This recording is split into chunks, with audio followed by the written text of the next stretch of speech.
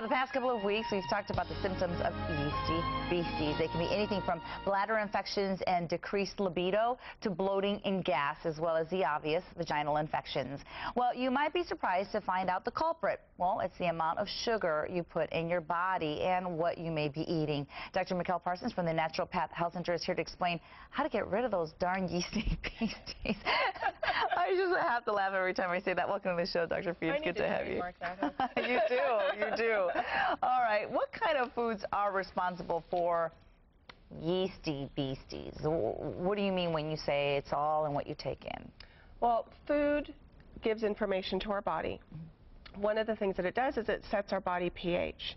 And when our pH gets out of the normal range, then that promotes certain types of bugs to grow more prolifically than not. Okay. So when we go for more of the fast foods, the grab and go, the convenience foods, those all tend to have more sugar or more starch. Yeast loves that stuff. Loves it. So first of all, those foods aren't healthy for us anyway, but one of the things that it does is it shifts the body's pH into a range that promotes yeast growth. So every time you eat those foods, you shift your pH in a bad way, and you've just given food for those little yeasty guys to munch on.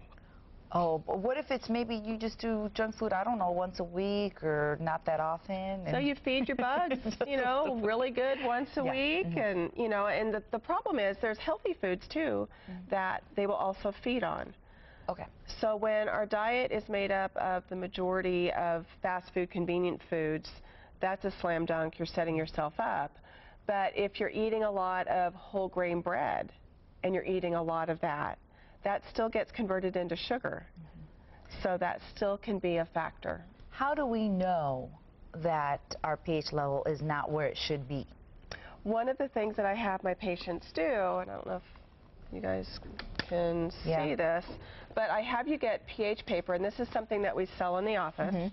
And it comes on a roll, and we're able to tear off a strip. Now, normally the actual paper, I'm going to switch hands here, is yellow. You could see the yellow on this end here. That's what the paper looks like. That's what it looks like out of the roll. Okay. Now, that is a very acidic. So when you check your first morning urine, you tear off a piece, you urinate on it, you then match it to the colors here.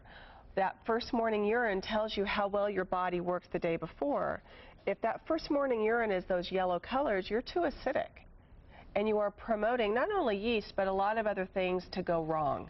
What color should it be at? We want to be in the olive green. So on this box, there are numbers. And the normal pH range is 6.4 to 7.0. Okay.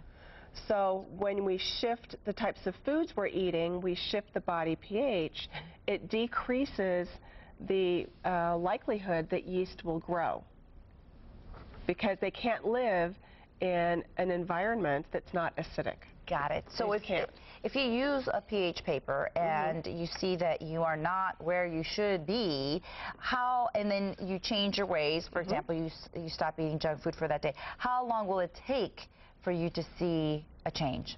We can shift a pH within 24 hours. Oh, okay. It is if you know how to do it. How do we do it? So one of the things that I'll have people do is to get a green drink. Now, green drinks are really popular, but you've got to make sure that they're not full of sugar.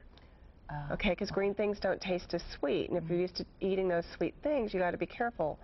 So, and you also want to get one that's organic. You don't want to get a green drink that's not organic because they're going to have all the herbicides and pesticides still on it. And it is very difficult to find a green drink that is 100% organic. The majority of things might be organic, but it's hard to find one 100%. This is one that we carry in the office that actually tastes amazingly well. Yeah. It's, you know me, if it doesn't taste good, I'm going to tell you. Yeah, I mean, you have a lot of supplements, and I got to say they do taste pretty good. All right, so if people come into your office and they want to get checked or they think that they may have this problem, you'll help them out, right? Absolutely, okay. And we'll do our special. If you want to come in, we'll do a 20-minute assessment. I'll be able to tell you, are you a candidate for yeast? Have they already invaded you? Or, you know, is there something else going on? And you'll walk out with a plan and some bug killers, probably. Oh, good. We want to get rid of those bugs because we want to get rid of all those symptoms. Goodness, heartburn, reflux, bloating, gas. food allergies, depression, loss of energy, fatigue, the list goes on and on. You guys don't need to be suffering. It's silly. Kill them. Those darn Yeastie Beasties. Kill them, kill them, kill them. All right, thanks so much, Dr. P. Okay, 447-1404 is the number. It's been flashing on the screen for you, 447-1404. Thank you so much. We will see you again next week. Stick around, folks. Central Valley Today. We'll be right back after this short break.